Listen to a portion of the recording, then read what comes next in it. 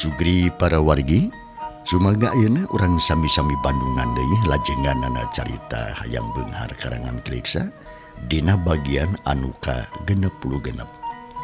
Sakumaha anu parantos di Bandungan didahanca nu katunda dina bagian anu ka 65 na Pedaran Mang Dedi kebegat wanci dina mangsa bedarkin keayaan alam ti peuting di lembur waru khususna ka Aki Sanip harita teh nuju narekahan nyagerkeun Abah Jari anu katarajang kasakit parna teh alonya. Kumaha atuh para pamirsa lajengganana ieu carita nya langkung paos nama mangga urang sami-sami Bandungan ku sadeana kaayaan alam ti peuting dina unggelning ieu carita.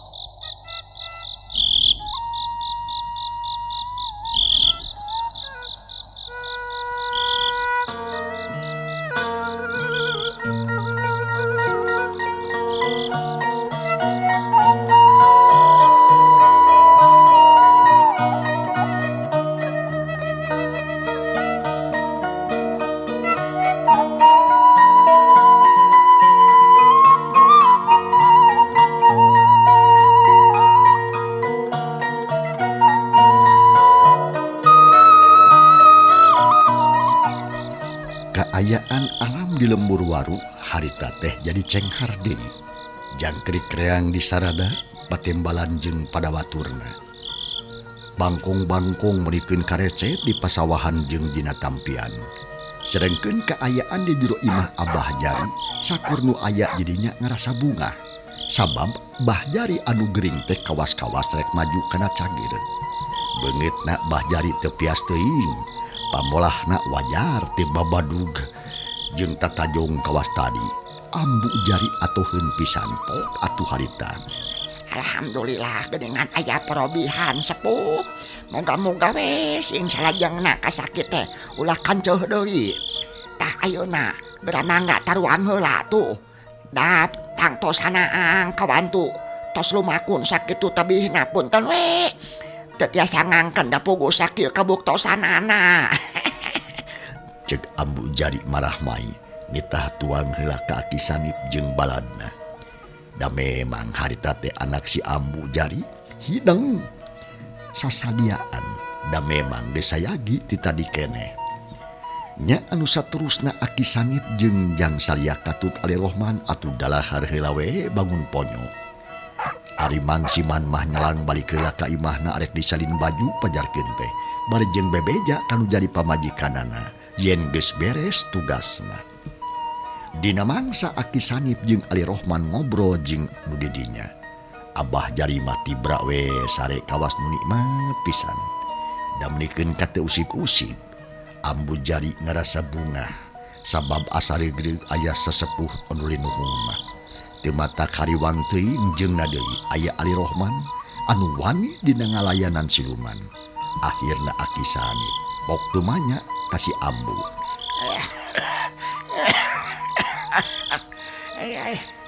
Gimana ibu menjajang indah akijaknya punganya ayeuna sabab lamun di engke mah bisi alat mancing. Aki teh hayang buru-buru lengse tina ieu pagawean maksudnya ngadah lugina hate ka sarerea. Laras pisan ambu palih mana ari bumina Mang Inta. Cek Salia atuh nyambung nyarungsung kana kahayangna Aki Sanip. Ngadenge pananya kitu pok ambu jari. Palih ditu geus sepuh anu aya tangka jamu batu.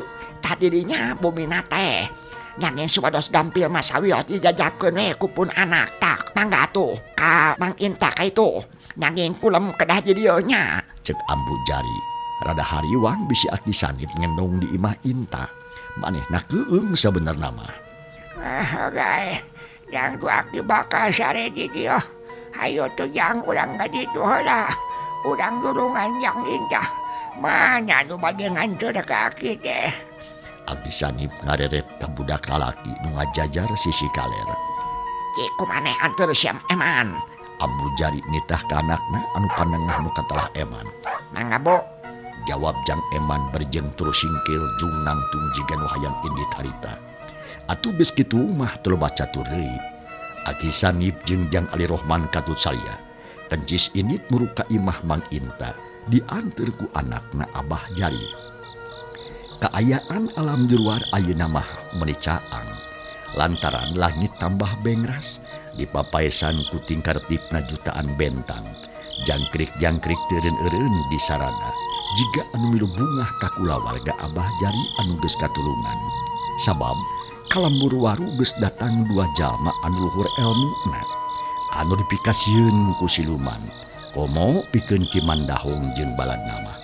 Ku Ali Rohman teh sieuneun pisan ari sabab Ali Rohman kungsi ngadatangan ka nagarana.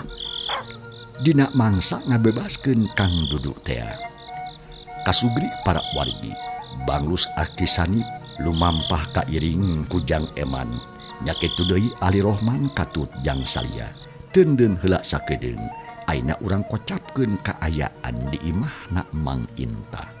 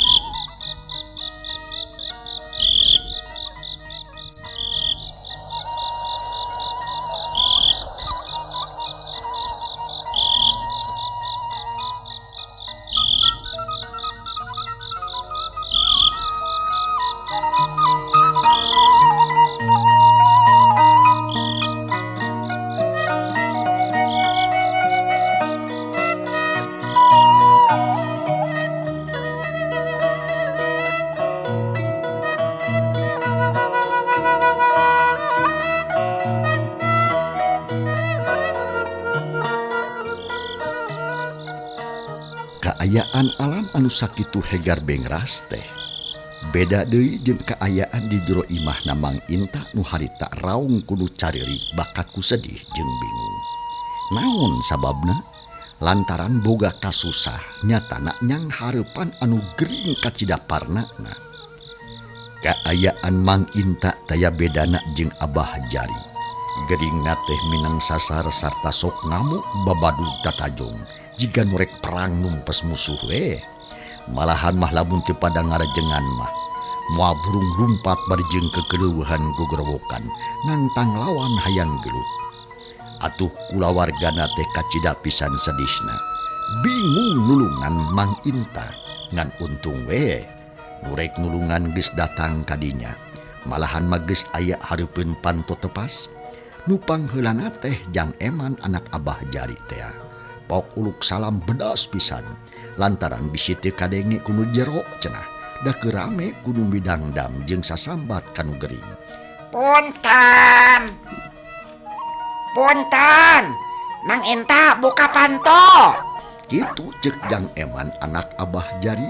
Jep atuh harita anu di jero teh jempe nu cirik oge repe teu lila aya nu blak mukakeun panto lol hiji awewe ngelopok harita. Aya naon Jang Eman maka jeung gera-gero ka mangna apan keur gering teu bisa ditanya malahan makalah amuk-amukan arek kabur kitu ceuk eta awewe nu teh lian iwati pamajikan Mang Inta. Iya bi aya tamu ti Cikarang ngahaja bade nepangan ka Amang cenah. ulah kaget acana pirewas margi bade nulungan ka Mamang cenah. Cek Jang Eman bari jeung neuteub ka pamajikan Mang Inta. Mangga atuh carari. Bi Inta bungaheun ngadenge kitu mah nu opatan gebrus arasup ka imah gugdek Dariuk dina samaksa heulai. Nu araya di dinya parindah diukna. Mere tempat kasemah nu anyar datang. Memehna naon sor aya nu juguhan cai malahan marek nyokot caneut sagarupa ngan ku si Aki Sani parita. Geus ulah kedah-kedah kitu ah. Sabab aki mah geus seubeuh di bubi nyabah jari ge. Geus saben ne barangjang. Ayeuna mah sok sadiakeun cai asa herang. Insyaallah aki deuk ngajampe nu geuning. Sugan jeung sugan aya widi ti Gusti aya. Waktu itu nu kawas aja gitu sok aya sadiakeun cai herang anu hanyut adek nu tiis. Sakana geus ya. Nu ngariung silih reret. Bi Inta bet samar polah. Ngan untung anakna anu awewe hidang ka dapur nyokot cai asak herang sagelas. Sang desayagi saung atuh dibikin ka Aki Sanip. Kalayan toloba catur. Aki Sanip langsung mapatkeun jampe pamakena. Hayang buru-buru nulungan ka Mang Inta. Sabab Aki Sanip geus boga pirasat. Lamun teu buru-buru diubaran, Mang Inta bakal aya nu mawa. Nyatana kubang sak siluman anu dipuntangan tulung ku Aki Rawitea. Sajeroning kitu Mang Inta gegerungan bari jeung babadu.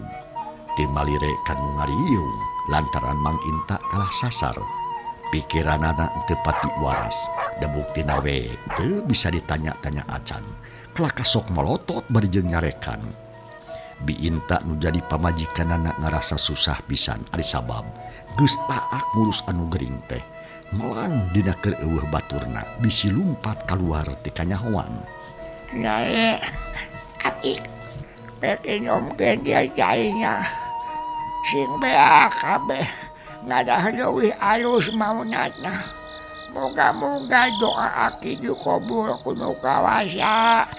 Diijazah panajasangkan yang Inta waras waluya deui sakumaha miskin asa kayaknya. Inumkeun cai-cai teh nyai. Cek Aki Sanip sabada rengse ngawejang jampe pamakena. Saung eta cai dina gelas teu dibikin ka Bi Inta. Ku Bi Inta ditampanan. Leungeunna rada ngaleper hatena mah ngarasa bunga. Kang Inta, ieu ubar inum alaya. Ulah kamalinaan teuing. Si ingat kana Purwadaksina, si ingat ka Allah. Ulah rek kabawa ku sakaba-kaba. Ya aing mah moal nyaba. Tapi rek ngaborong si Bahil cai kurang ajar. Haling sia bandung sia kehed. Ulah ngahalangan ka aing. Anjing sia. Sia nantang ka aing. Mang Inta kelakah nyorongot bari jeung babadu teh kumaha pikiranana. Panon buria pun celik jika nu kabeureuyan. Leungeun pakepis nepakan anu deukeut. Atuh cai ubar hampir we katepak ngan untung we Bi Inta rikat mundur. Margi, anu mah teu sangam margi, anu geuning teh kitu pikiraneun geuningan. Kan atuh sok ajakeun ku aki nginumkeun anya. Ya pajakeunna deui cai teh. Margi. Cai anu dina gelas teh akhirna mah song dibikeun deui ka Aki Sanip. Regot diuyup sapinuhna ku si Aki Sanip. Nepikeun ka kemu we tapi henteu aya diteureuy mah. Da maksudna ge dipake ngapura beungeut Mang Inta. Kalawan teu tetep pasien deui. Ya, nah sia teu belogong-belogong teuing. Sabrot atuh Mang Inta dibura beungeutna ku si Aki. Burileng panon Mang Inta buncalik. Leungeun ranggah bari jeung lapar. Tungtunak lakatai. Bro golehe golepak napas ngarahu. Oh, capek aing alu toba.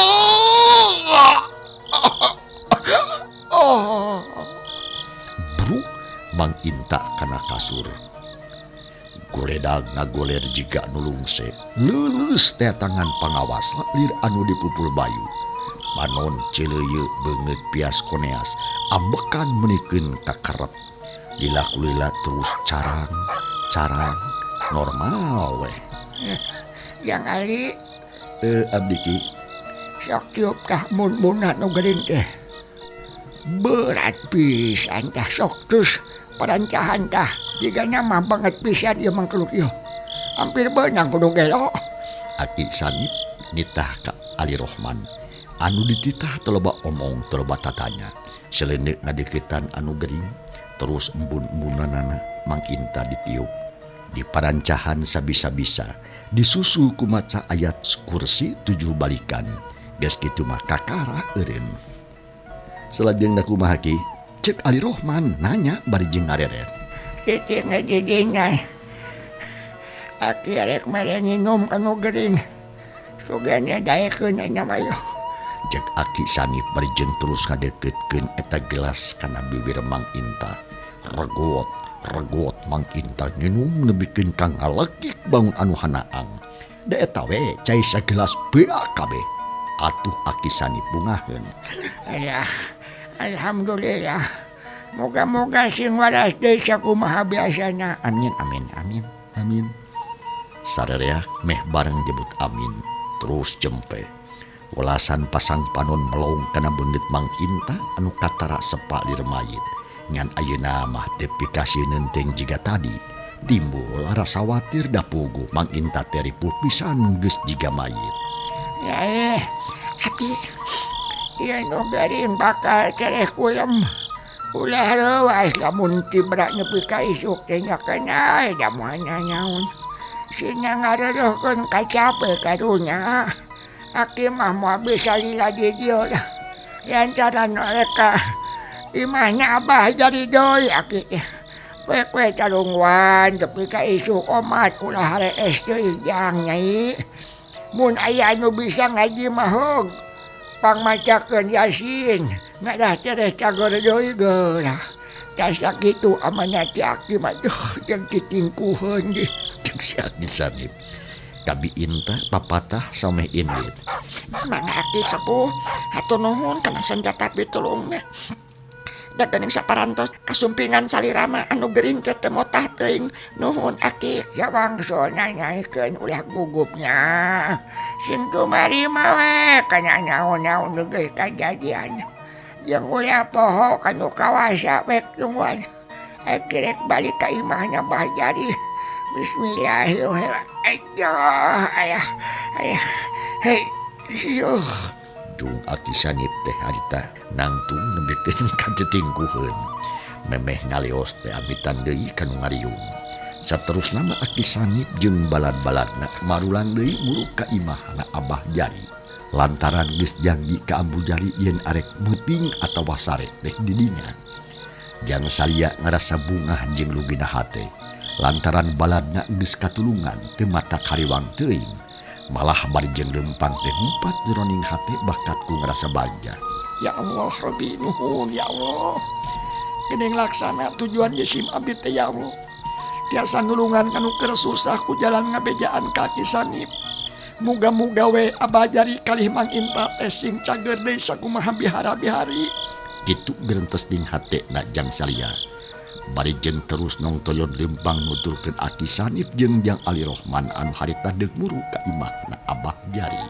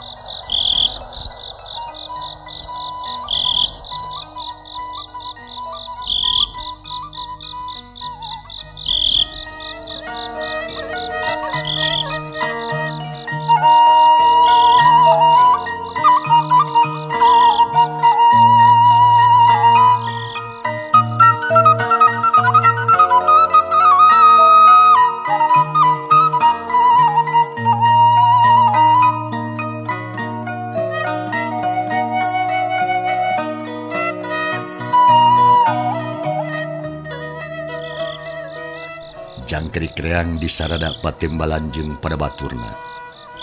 Keayaan alam atuh di pakampungan dina mangsana alam peuting geus rek tepi kana jantungna peuting. Cih-cir ciang-ciang cari cangkas jeung lonok pating keurleum mapaesan keayaan alam peuting. Sakapeung-kapeungan sok kadenge sora tohkol ditako jiga bae ku patugas ronda. Gancangna ieu carita, Aki Sanip jeung wadia baladna teh geus ngarariung deui we di imahna Bah Jari. Kabeneran Abah Jari geus nyaring, malahan mah geus diuk kalawan tenang. Kasakitna yakin ngurangan, tapi can jagjag pisan, da karasa keneh cenah lungsena. Ngan sakitu oge geus matak bunga, da ayeuna mah Abah Jari geus eling kana sagala rupana. Ingetan jeung pikirna geus cager pisan. Malah dina mangsa Aki Sanip jeung baturna daratang oge Abah Jari milu ngabageakeun. Aturan sepuh. Bagja kemenyan bahan. Kumaha karaosna ayeuna cu. Alhamdulillah. Kuring teh cager ayeuna mah sepuh. Teu aya nu nyeri sarta teu karaos, teu karasana naon. Ngan kali leuleusna tadi pun bojo jeung barudak kuring teh ngomong yen anu nulungan teh cenah jang salia jeung Aki Sanip katu Cep Alim putra Pak Haji Burhan nuhun ka Cep nuhun pisan Aki ka sadeana duh anu geus gede jasa dina raraga ngubaran Abah tapi Abah teh susah sepuh kedah kunaon atuh mulang tarima na atuh sabab sim kuring teu boga nanaon pisan sepuh.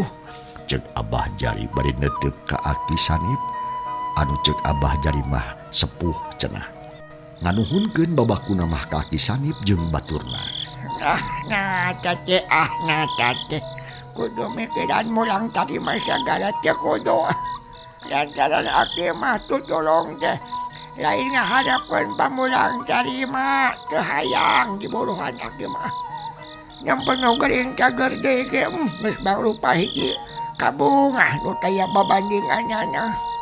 Ayeuna mah sing cenah we sing percaya ka diri pribadi jeung percaya ka Allah Subhanahu wa taala yen manusia leuwih mulia bacaan siluman.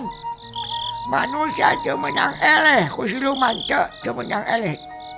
Sabab manusia boga pakarang nyatana akal jeung iman. Tak itu komen Aki mah. Cek Aki Sanip ngaheh seri meni pantes teh untuk tinggal dua teh meni atok-atokan ngomongna atuh nyabit-nyabit kana siluman atuh sarelea tinggal jagrewas deh jeung panasaran. Ku panasaran kitu pok Mang Siman harita laras ki kahartos ku abi oge nanging kumaha ieu teh nu salaras nanya kinya. Nah naon tah nu ngajantenkeun Abah Jari janten kitu. Abi mah heran ki. Cek Mang Siman anu geus aya di didinya milu ngariung malah tumanya ka si Aki Sanip. Haras pisan sakumaha cariosan Jang Siman. Abdi oge salaku pamajikanana sepuh panasaran. Nah laras salaki kuring teh diganggu ku siluman salamin margi tadi teh seueur siluman kaburuan. Cek Ambu Jari milu nanya muatan pananya Mang Siman bil. Manehna ngerasa panasaran di ongkoh. Malah sakur-sakur nu aya di dinya ge sapikiran. Sabab masing-masing hatena keukeuh ngerasa heran ku kasakitna Abah Jari mu teu mata kaharti ku pikir teu mata kahonta ku akal. Sarerea boga curiga ka siluman. Ngan henteu ngarti kana sababiahna. Barang ngadenge pananya pribumi jeung Mang Siman. Pok si Aki Sanip harita. Hayang agengay ku akhirek didongengkeun diterangkeun. Malahan mah rek dibolekerkeun kabeh. Ngarah ka harti ku pikir kahonca ku akal sererea. Dina hal ieu mah Aki teh moal ngahayangan atawa moal ngabudi-budi kenyataan. Sababna sabab kudu kaharti jeung kanyahoan ku syariah ngarah jaga teu kajadian kieu deui. Memang benar itu. Bah Jari jeung Mang Inta teh diganggu ku siluman. Malah mah lain ngan semet ngaganggu bungkul. Anjeunna duanana teh rek dibawa ku siluman ka Gunung Parawit cenah. Alah. Ngadenge kitu kebeg sararea ngarenjag rewas.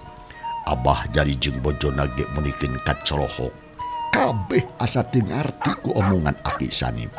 Da asa teu boga hubungan nanaon atuh jeung siluman Gunung Parawit teh. Malah salia jeung Jang Ali Rohman ge ngerasa kaget, can ngarti kana sabab-musababna. Nah make nyanyana ka Gunung Parawit Aki. No margina nya. Salia nanya ka Aki Sanip, sabab manehna penasaran. Mangkaning baheula manehna kungsi aya hubungan anu raket jeung siluman ti Gunung Parawit. Manehna sieun katudingan maksudna mah. Luhur pisan sepuh.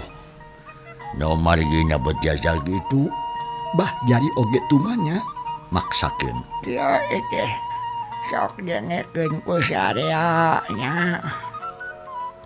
Siluman nu ngaganggu ka anjeun duaan teh nyatana Bah Jari jeung Jang Inta tadi. Lain karep manehna sorangan.